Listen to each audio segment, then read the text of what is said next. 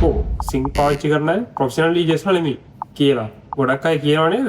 අදටත් DJ world එකේ ලොකුම ආගියුමන්ට් එක තමයි මේක.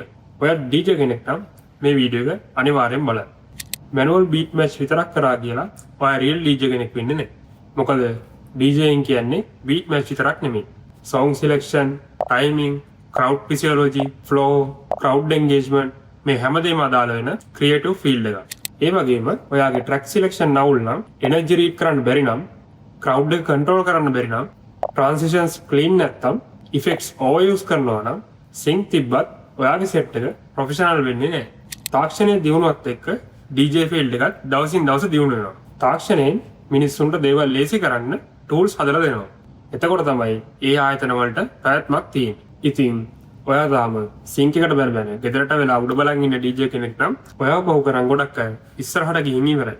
සින්ක් තිබ්බත් නැතත් 20 26 වෙනකොට සක්සස් වෙන්නේ තාක්ෂණයේ එක්ක ඉස්සරහට යන DJ කෙනෙක් විතරයි. එහෙමයි කියලා බීට් මැච් වගේ බේසික් දේවල් නොදැන DJ වලට එනවා නම් ඔයාට මේ ෆීල්ඩ් එකේ පැවැත්මකුත් නැහැ. ඉතින් සින්ක් යූස් කරන ගැන ආගියු කරනවට වඩා ඩාන්ස් ෆ්ලෝ එක රියැක්ට් කරනවද නැද්ද කියන එක බලලා ක්‍රවුඩ් එකට හරියන්න DJ කරන එක තමයි ඔයා කරන්න ඕනේ. මේ ගැන ඔයාගේ අදහස කමෙන්ට් කරගෙන යන්න. අපි DJ ගිය LK